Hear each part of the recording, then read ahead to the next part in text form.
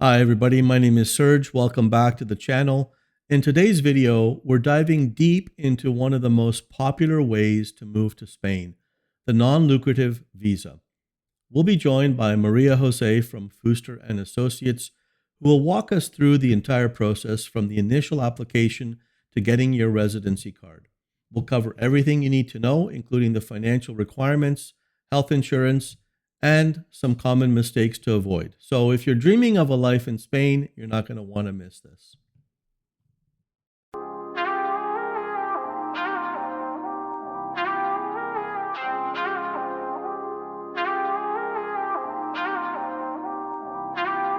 Okay. Hello, and welcome to the Canadian Expats Channel, your guide to living abroad.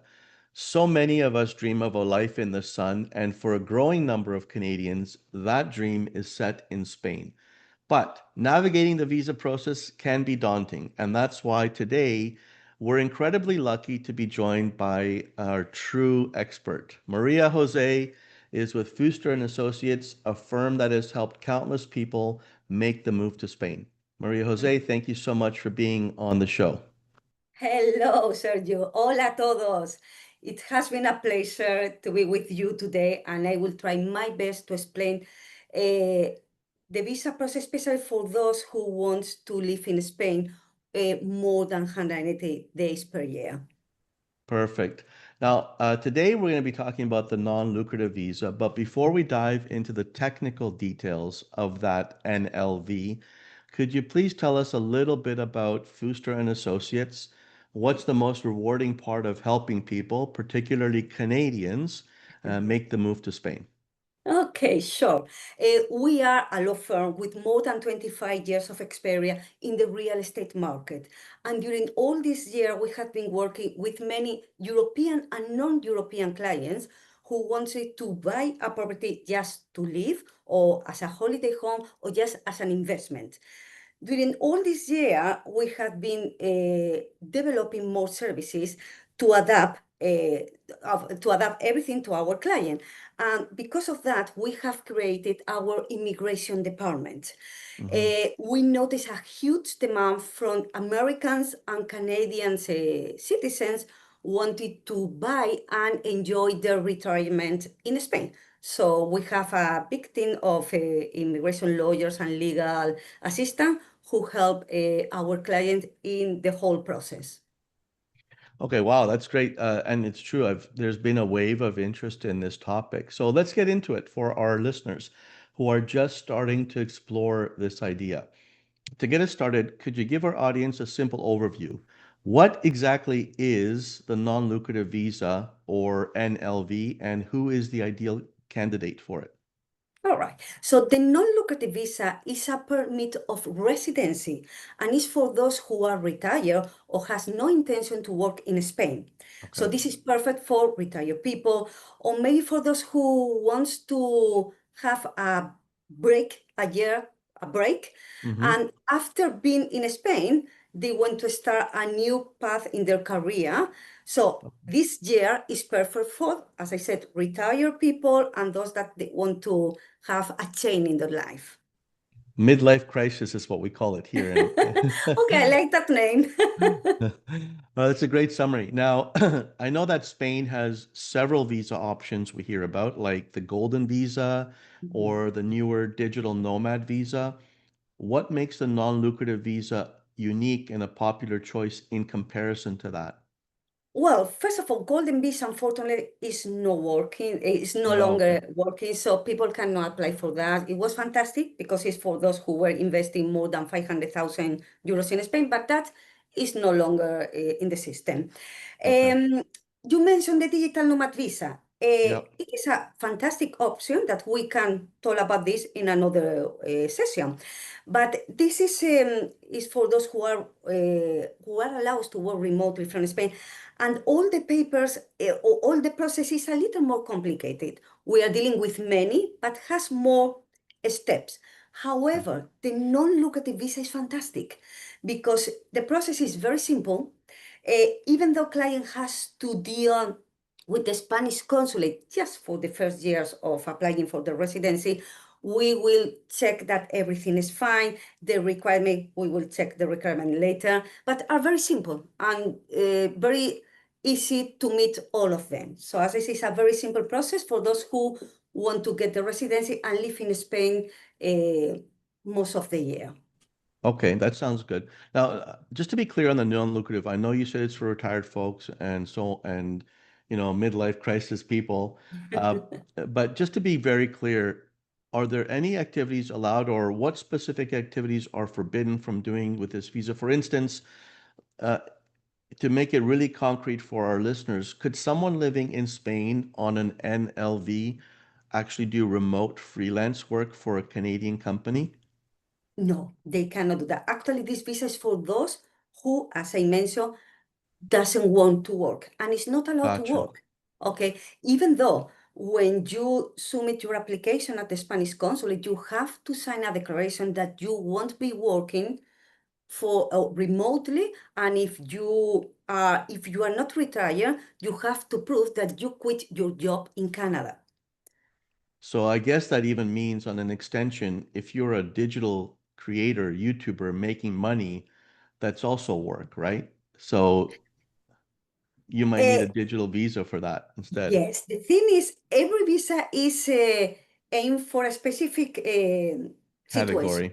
Yeah. And Okay. you have the Digital Nomad Visa, which is fantastic. On top of that, has some tax advantage. But the non-lucrative is for those, as I said, they are Gotcha. retired and they are not planning to work, at least for the first year. Now they just have enough money to sit on the beach and drink mojitos or sangria, That right? sounds like a great plan, Okay. honestly. So let's talk about that because that is a component. You have to prove that there's enough income, and the financial requirement is key. I think it's based on a figure that is called the IPREM. Now, could Yeah, you explain what that is and then maybe give us a practical example in euros? sure, And absolutely. I'll do my job, my magic, and convert that on Canadian on the screen a Yes, little please, you bit. will have to do your magic. Yep. Okay. Well, before explaining the IPREM, let me explain very quickly the main requirement. I know we are going to cover all of them. As I mentioned, it's very simple and it's just three. The proof of means, okay, to have enough means, as you mentioned, a Yep. medical insurance, and not having criminal record. We are going to Okay. cover all of them. And about the proof of means, that is based on the IPREM, which is the minimum incomes. I'm going to explain a very simple way. Okay, it's a Yeah. benchmark figure established by the Spanish government, but it's the minimum incomes that every person has to prove in order to, in this case, live or to be resident in Spain. That figures are revised every year. So in 2026, we will have a different one. It's slightly Okay. different, but not very much. For 2025, this minimum is 600 euros by 12. So we are talking an amount of 7,200 euros. But that has to be by 4. All right? So for a person who comes by himself or herself, they must prove having at least 28,000 euros and 800. Okay. However, if this person is coming with his or her spouse, they have to prove having 7,200 euros more. So for a couple, they must prove having around 37,000 euros in total. Okay.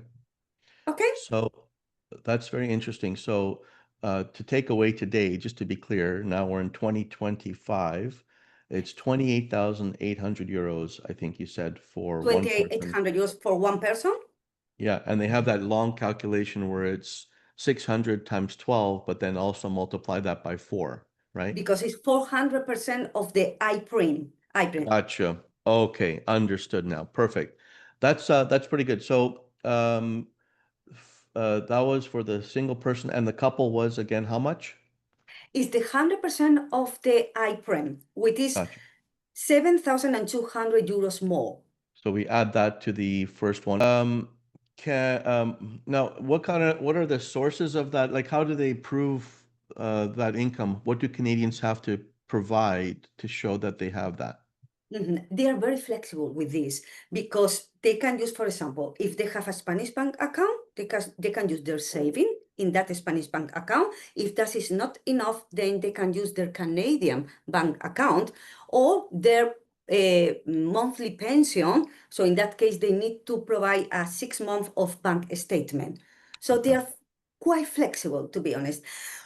What we normally recommend for any document which is not in Spanish, it must be translated. So if the client has already a bank account in Spain, the most or the easiest is to transfer all the money when they have a good exchange rate, transfer all the money to the Spanish bank account. So with that, they can ask for a balance and everything will be in Spanish and they can prove that proof of means. They can Okay. meet that requirement. Okay, that makes sense. So that's for like 1 year that they put enough money in. So for Yes, one person, 28,800 euros that they put in there, right?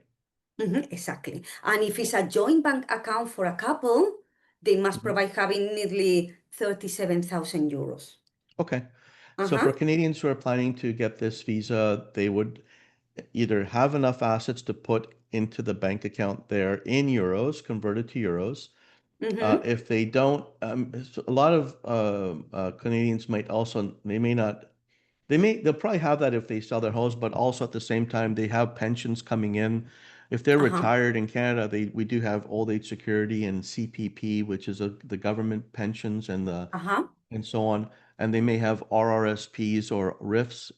Those are providing incomes. They can provide monthly income, at least the RIF Absolutely. is. Mhm. But Uh, you said that they need to see 6 months of income from that, right? Now, if someone's newly retired, they may not have that 6 months, so that wouldn't work, I guess. Or No, in that case, they will need to provide a balance stating that they have that pension, for example, uh, and that pension, it must be a product that is 100% available.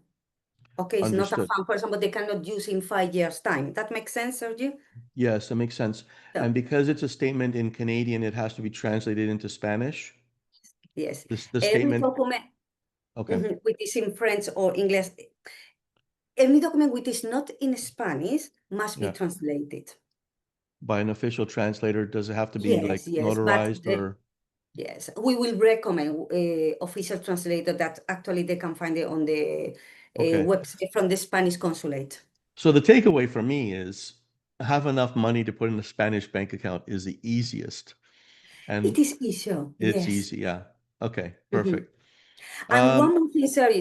yeah. The thing is, some client asks, do I have or do I need to have that money for the whole year? No, no. In that Oh, case, they must provide that bank statement from or a certificate from the bank stating how much money they have just when they go to the Spanish consulate on the appointment date. After that, of course, they can use their money because that money is for them to right. live in Okay. Spain.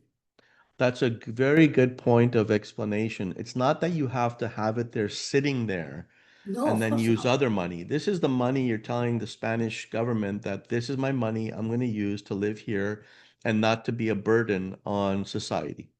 Exactly. To spend with Right. utilities, restaurant, and enjoy life here. Right. Okay. Perfect. That's great. Now, that's incredibly helpful information on the types of funds. Now, um, we talked about it being in a Spanish bank account as the best.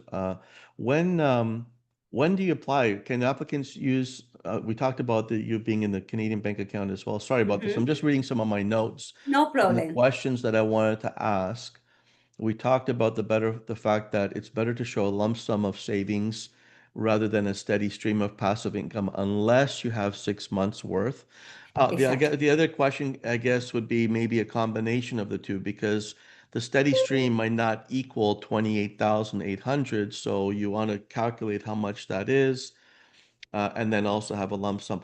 In the, bu- the more I think about this, the lump sum is probably best, but I don't want to, you probably want to, by the way, I'm going to take a little break here and say, well, if you're watching this video, this is not specific advice to you. This is general information that Maria and I are providing. You must speak with your own accountant, your own financial planner, and your lawyer. I want to be very clear on that. So nothing that we're talking about here is a specific recommendation to you, the Of course. watcher.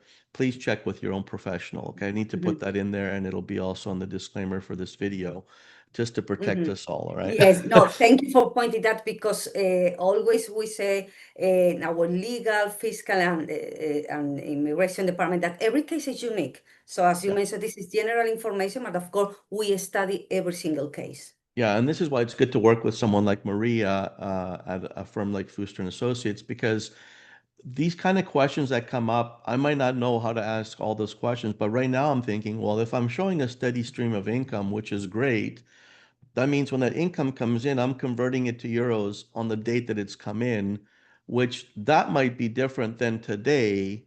So how does that all work, right? So you want to make sure you get that visa and not have any questions from the Spanish government. So the easier you can make it, I think the better. So if you have a lump sum, that's great, perfect. If you don't, then you probably want to build in a buffer to say, well, I'm getting $1,000 per month, but let's use a very low conversion rate for the actual euros, right? Yes, as I mentioned, they are very flexible because they can use a saving bank account in Spain, in Canada, a Yeah. pension plan. So there It's is just that the different ways bank to do accounts so. in Canada need to be translated, or the statements, and Exactly. yeah. Now, do they do that in Canada to translate, or they come to you and they give you, here's all my statements, can you have it No, translated well, we can do it, but to be honest, that is going to cost more? more money to our clients, because they have to send everything to us, then we have to send it back. And there are a lot of official translator in Canada who can Yeah. do that work perfectly.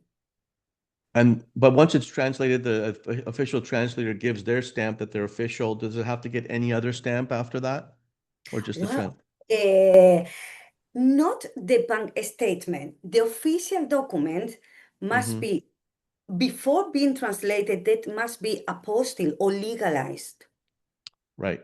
Okay, So that, but this the is bank something that we statement, can, the sorry? bank statement itself gets apostolized and then it No, gets no, okay. Sorry, please no. explain. Well, I'm so glad you make all that question, because are the normal question that all our clients normally ask. The only thing that you need to apostille or legalize, so it's an stamp which say this document is official, is, as I said, for official documents.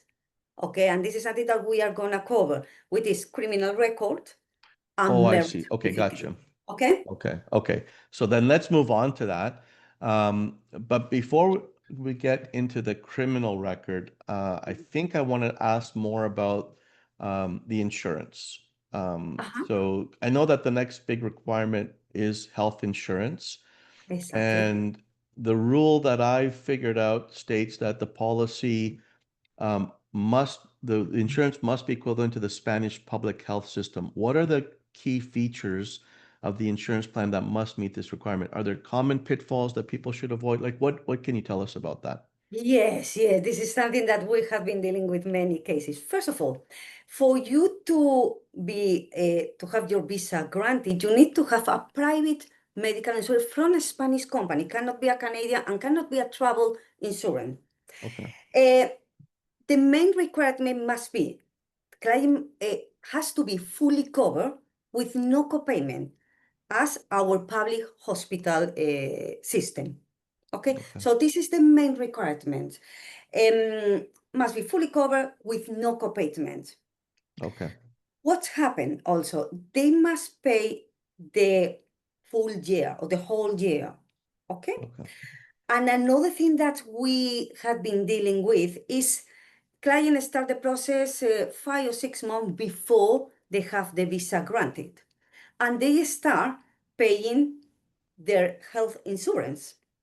So when they go to the Spanish consulate, the consul say no, because the health insurance must be covered the full year since the moment you arrive in Spain. So I we see. always say, and this is very important, please speak with your health insurance. They are used to dealing with a client applying for the visa, and say, I'm gonna apply for my visa, if you start now in August, in December. So your health insurance must start from December and I see. must be covered the whole year. That makes sense? Okay. Uh, It does. It's let's imagine they want to start the process in December mhm. and they get the health insurance from August. When they go to the Spanish consulate to hand over all the documents, the health insurance is not is not good enough because it must be covered the full year since they start their application, Okay. and then it must be paid for the whole year. Okay, Okay. so So let's say, sorry. yeah, so we started in, I'm going to use January. For me, my mind is just December because let's say I start in January and then what you're saying is I get my health insurance in January and so I'm covered for 12 months. Uh-huh. But when I go to the consulate to get my visa, it might be May or June, and then it's not valid because it's only Exactly. 6 more months left. And it needs That's to it. be till the next June, is what you're saying, right? So That's I it. should be Exactly. getting my insurance closer to the same month that I'm going to make the application, is what you're saying, I think, right? Exactly. That's it. Okay. Like, I couldn't find the right word for that, but definitely that's it. That is the point. So don't start paying your insurance because you cannot pay every month. By the time you go to the Spanish consulate, Right. you have paid the whole year. Okay. And when you submit your application and you hand over all the documents, they must see you have paid the health insurance Yeah. and you are fully covered for the whole year. Okay, perfect. And so that's so we have two things. You have your bank account statement from a Spanish bank with your money sitting there. You've got your health insurance certificate. Before Mhm. we go on to criminal record, is it also true? I think you might have told me this before in a previous time we talked, that depending on what province you're in Spain, your health insurance, does it cover the whole country or your health insurance, does it cover just the province you're in? Do you know? No, no, no. Actually, it's covered abroad as well. Oh, okay. So Yes, if and Canadians they have to are go back home for like to see their family or whatever for a absolutely, couple yes. months, okay. Yes, absolutely. So as long as you inform, look, I'm gonna be traveling in this particular date. So they are informed, they will provide the international contact number and everything. And I don't know how expensive, or I don't know the price for a private medical insurance in Canada, but for our clients, depending if they have any severe problems, but the general cost can go between 1,500 euros to 2,000 euros per year. Right. And how would they find out what insurance companies to go to? They just Google like private health insurance Spain Well, and come up with some companies? look, I know, for example, the Spanish consulate, sometimes they recommend some of them. We know a few companies that we are totally independent, but we know that some companies are better than others Gotcha. because they are used to working with non-European or non-resident client who wants to apply for the residence in Spain because they need to provide a special certificate, and some companies know exactly what they Yeah. must to provide for the So appointment for the Spanish consulate. I'm going to translate that into what I think you're saying. Not that they're Yeah. better than others, but they have a better understanding of how to work with non-residents.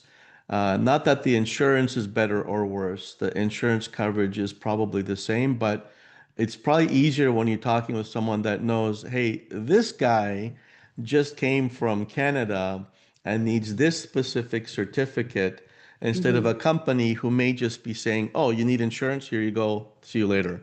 And then they're not providing everything that they need, right? You are my best translator, definitely. That's what I wanted to I've say. got a new job.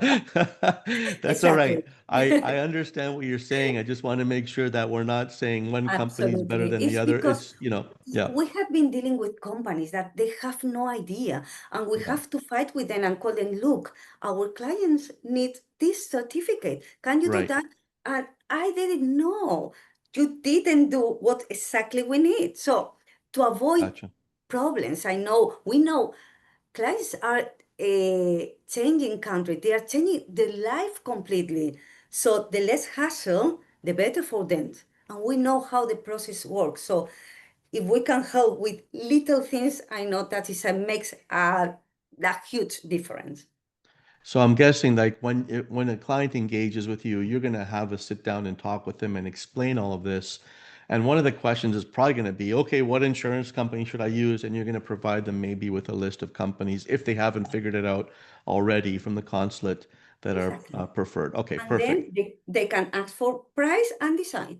That's it. Okay.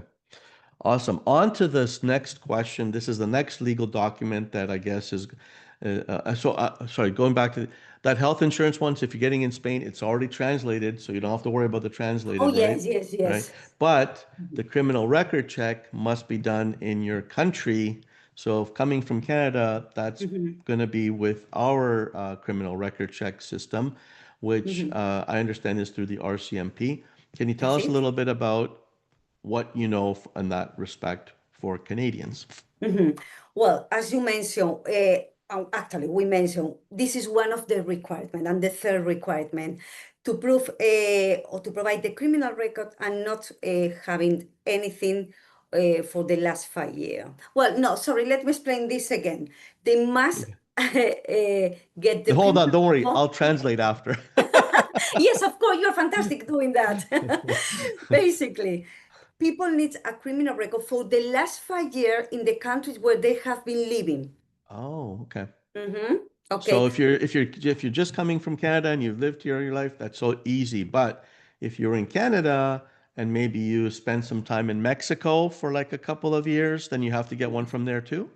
exactly, Oh, wow. exactly. Okay. Yes. Interesting. That's a very Actually, interesting. we are, first, I can give you an example. We are dealing with an American client, in this case, who has been living in Portugal for the last 3 years. He Okay. doesn't like Portugal, so he's moving to Spain. So in that case, he contacts the FBI through the consulate, so to get the criminal record, but also he needs the criminal record from Portugal. But we help with that. Again, we make contact with the consulate, with the Spanish consulate in the country, say, okay, let us know how our client can get the criminal record from your country. It can look, or yes, it can look that is difficult, but as I mentioned, we guide through the whole process. Okay, Gotcha. but yes, definitely they must provide the criminal record for the last 5 years in the country where they have been living. Okay. And how long is it valid for once they get it? Yes, this is just for 5 months. So every country has different rules. For example, in United Kingdom is 6 months, in another country is three. For Canadian citizen, the criminal record cannot be older than 5 months. So another example, like the health insurance, when clients start the process, Hmm. I speak with client who wants to start the process in a year time, and I say, look, these are the requirements, but don't start gathering document right now, because some documents cannot be older than 3, or in this case for the criminal record, 5 months. Right. So yeah, it's very important to understand that the length of time the process takes and what should be done first so that your criminal record check doesn't expire and then you have to go back, but then the health Exactly. insurance is not going to be valid because you've used an extra month or two, and then you're just like pulling your hair out saying, do I really want to do this? And Mhm. And the okay. bank certificate, for example, cannot be older than 3 months.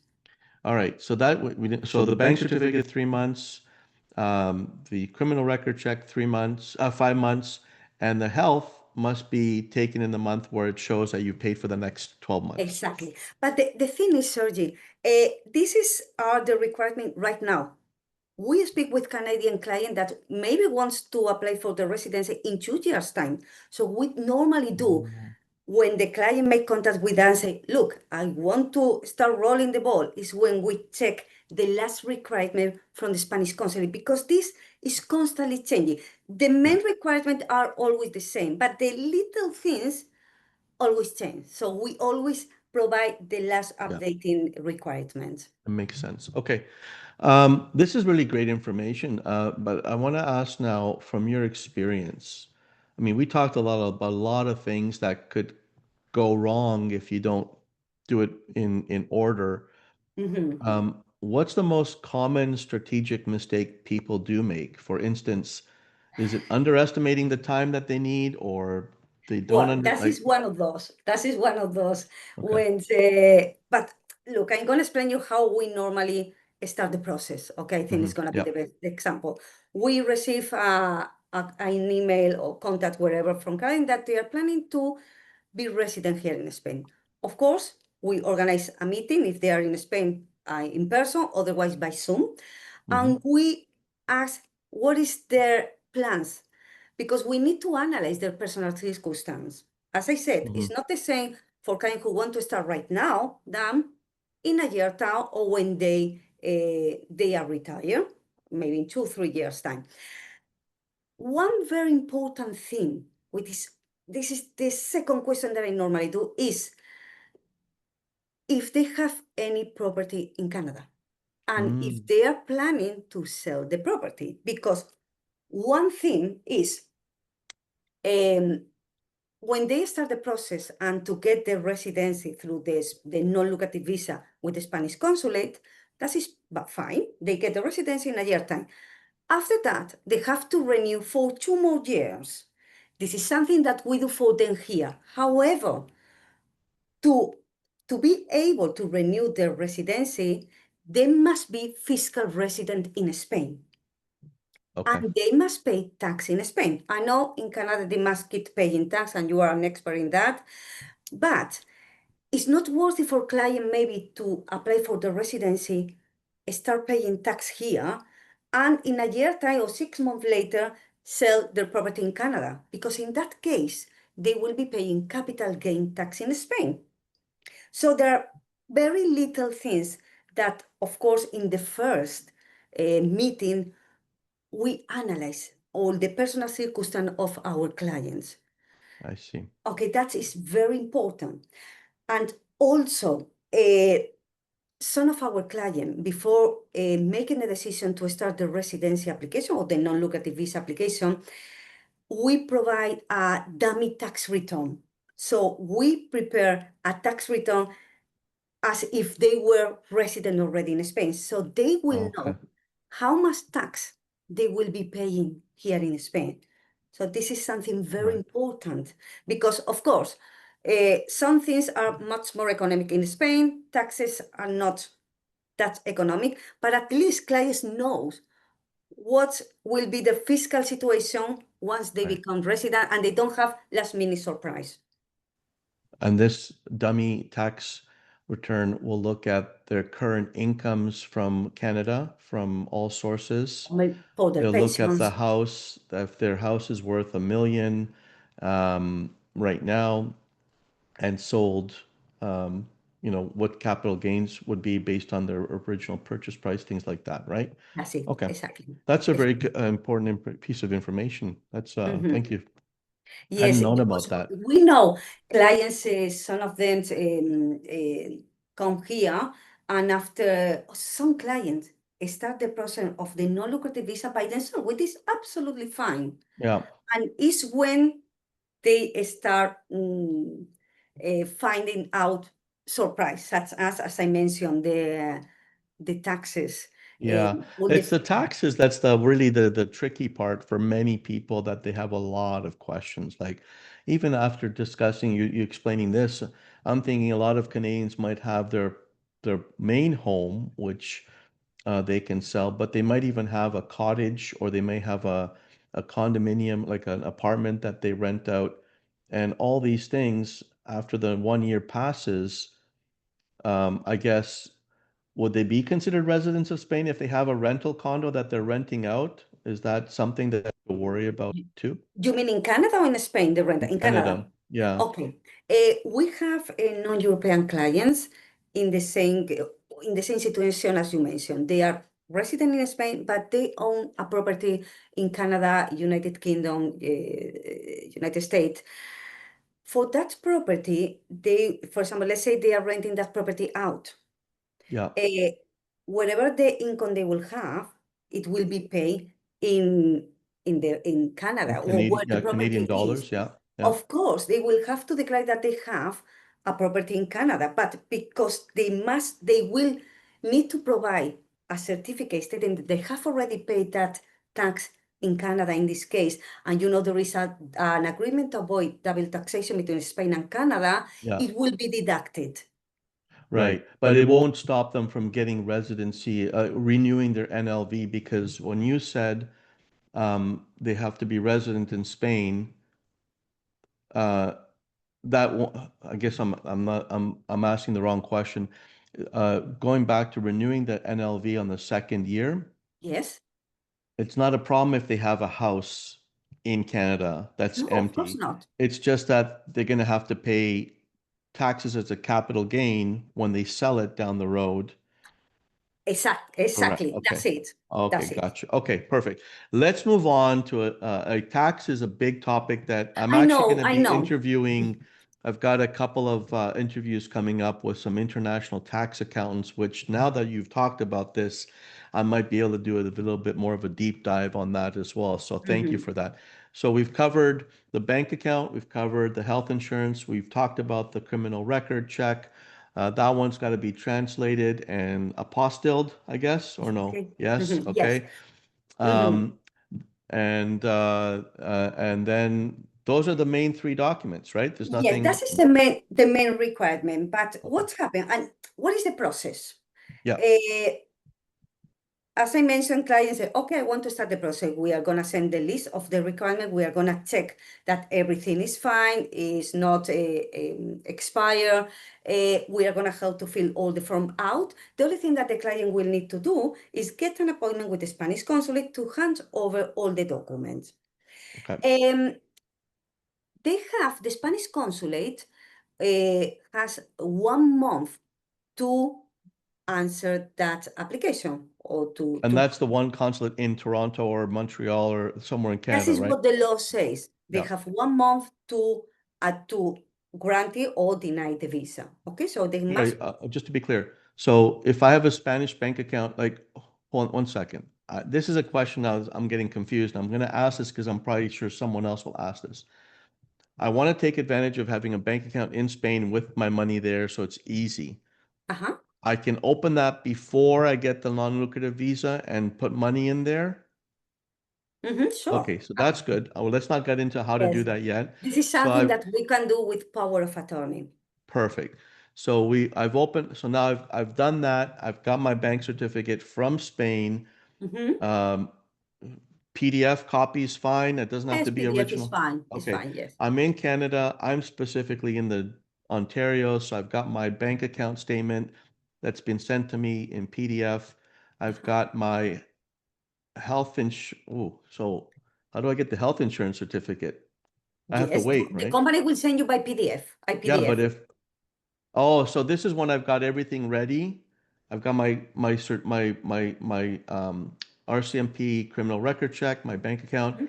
Yes. and I say, okay, I'm about to go to the Spanish consulate, so I better get my health certificate too, get that, and then I walk into my Look, consulate. what we normally do before Yeah, client this is goes to the Spanish confusing. Huh? consulate. No, no, I love you make all these questions because these are the questions that all our clients normally Yeah. do.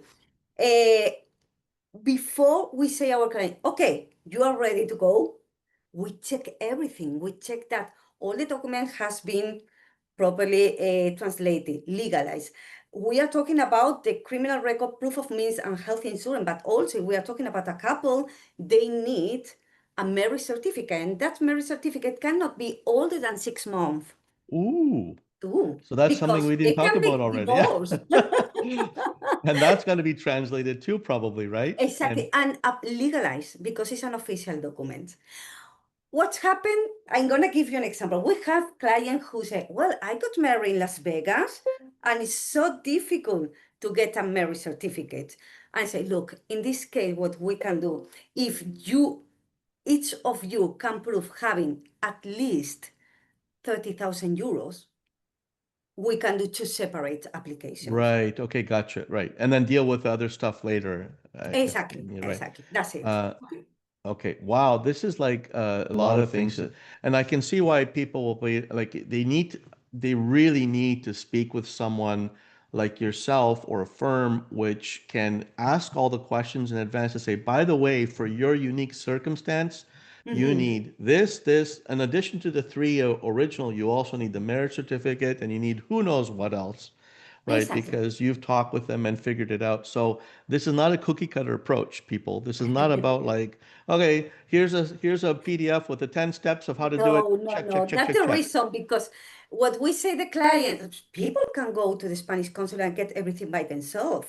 Yeah. Absolutely. But trust me, dealing with the Spanish red tape and has somebody who can Well, go I think with it's you, any red tape at any consulate. Let's of just be course. clear. Yeah. And also So I that is think priceless, honestly. If you have yeah, someone who can do everything for you, it's priceless, yeah. honestly.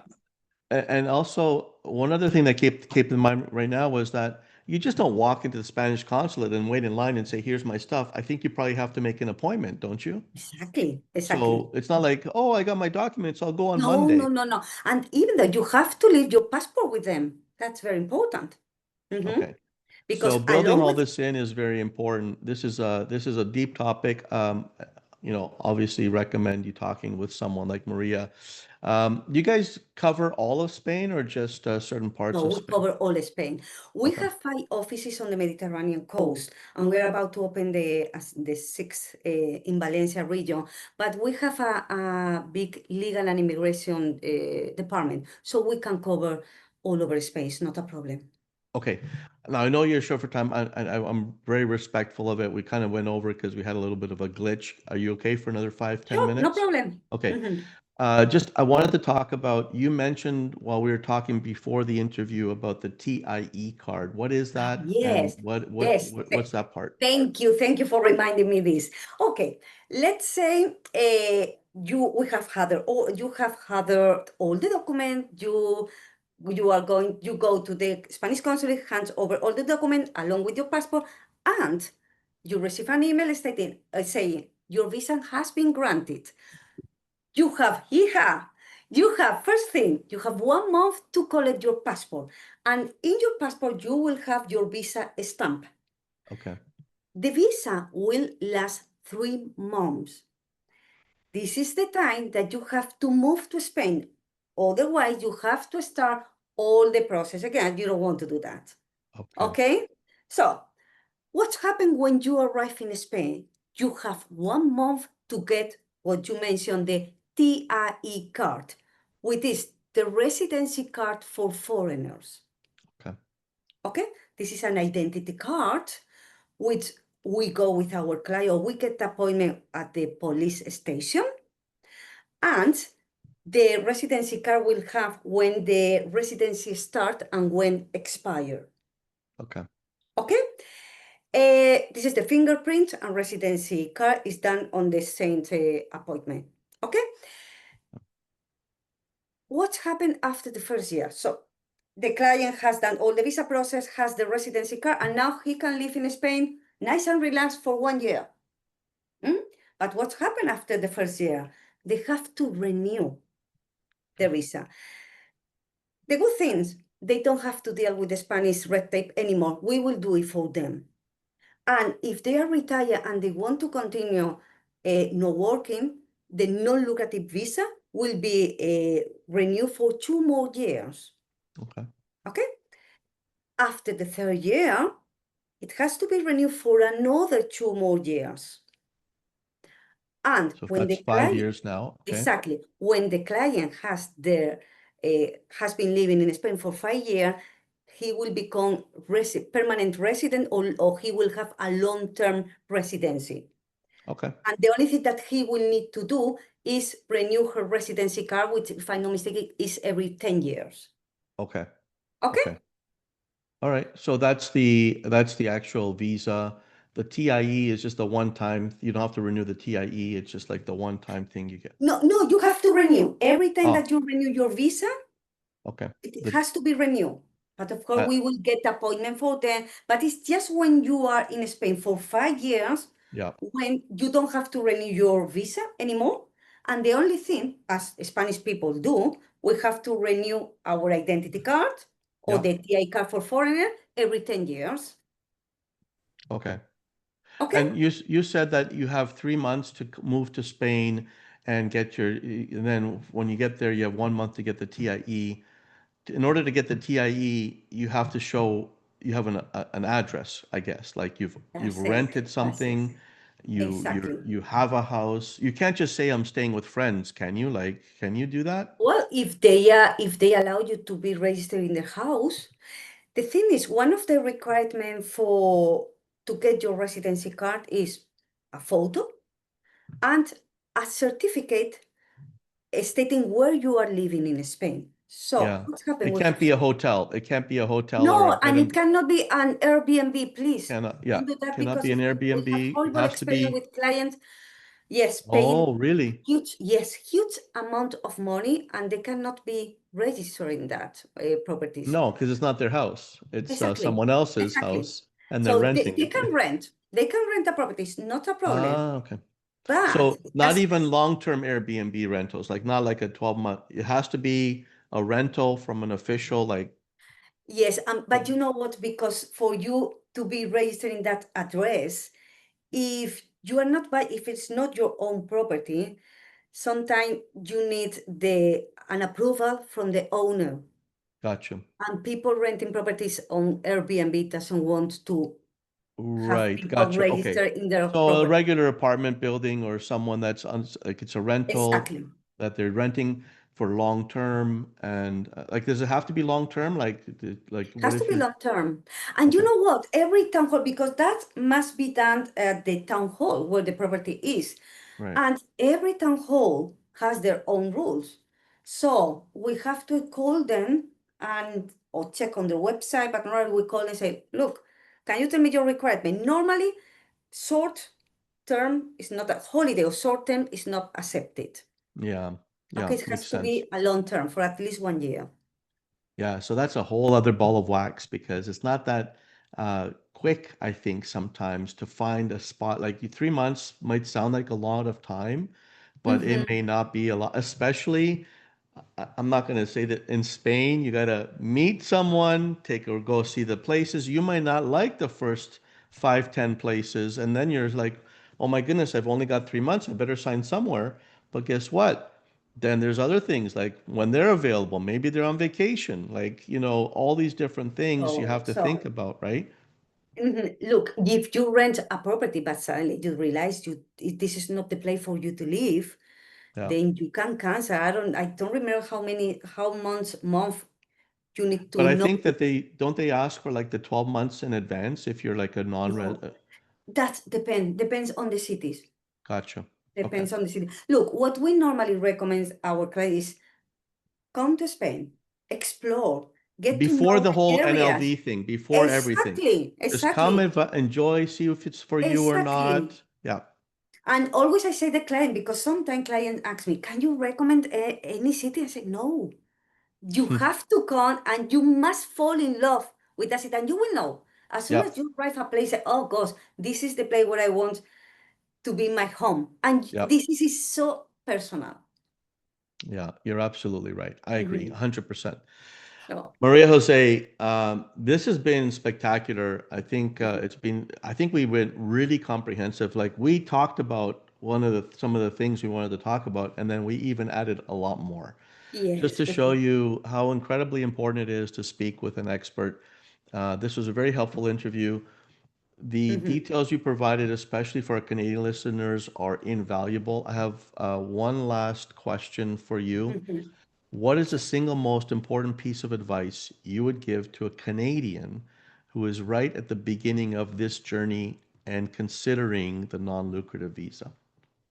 The first thing, actually, for Canadians are so Let's well say, okay, organized. So, they're so any well organized. non-resident, any When they non-resident. start the process, I just said they Canadian because this is the Canadian yes, Expat Channel, I but know, let's but just, I yeah, our experience with another, I'm not gonna mention other nationalities, of course not, but I yeah, can notice with Canadian, they're so well organized. So they honestly, and they want to have everything, all the information in advance. So of course, as soon as they make the decision to move to Spain, some of them start the process 5 years before they become retired, which is fantastic. They have plenty of time to organize everything. But others, maybe they don't want to wait that time. And as I mentioned at the beginning of our conversation, maybe they want to start the new life, the working new life in Spain. So in this case, the easiest way for them is to come with a non-lucrative visa. They come to Spain, they spend 1 year. Remember, with this visa, they Yeah. can work. They get to know they explore what working option they could have. And then after the first year, or when we are going to renew the visa, they can change for the non-lucrative to a working visa. Maybe, Oh, yes, maybe they can okay. start their own business here. Maybe they find a job for working for a company. There are many options. So, as I said, the first thing that every person must do as soon as they have in the brain, okay, I don't want to be with this winter anymore. I Yeah. want to, so I want to say I want to move to another country, make contact with us. We are going to analyze their personal circumstance, as I previously mentioned. We are going to see what is the best visa option for them and their family. So because it's, the children can come as well. Maybe they can be moved from their company in Canada to here in Spain. So there are many different options. But so please get Okay. advice. Okay. And in this case, as I say, what I love from Canada is they are so well organized and they are quiet and tranquil and everything is super well organized. And But on your, sorry, go on. yes. So go please.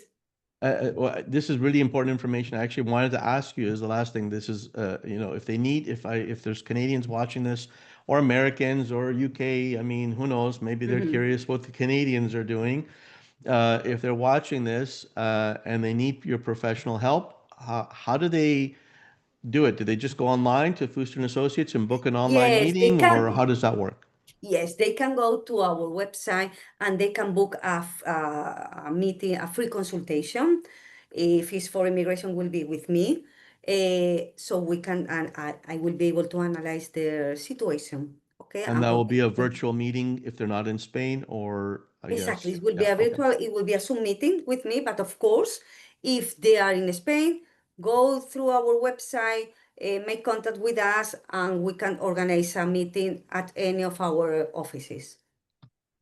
Well, we will have a link in the Fuster and Associates website in our show notes below. A huge thank you to you, Has Maria been an Jose. absolutely pleasure as usual. It's been just amazing. I'm glad I got you before it's August, the holiday season in Spain, and I look Yes. forward to our Yes. next talk, maybe sometime in September, on another hot topic for non-residents wanting to make Spain their home. Thank you so much. It has been a pleasure. Thank you so much. Have a nice day, Sergio. Bye bye. Thank you. Bye.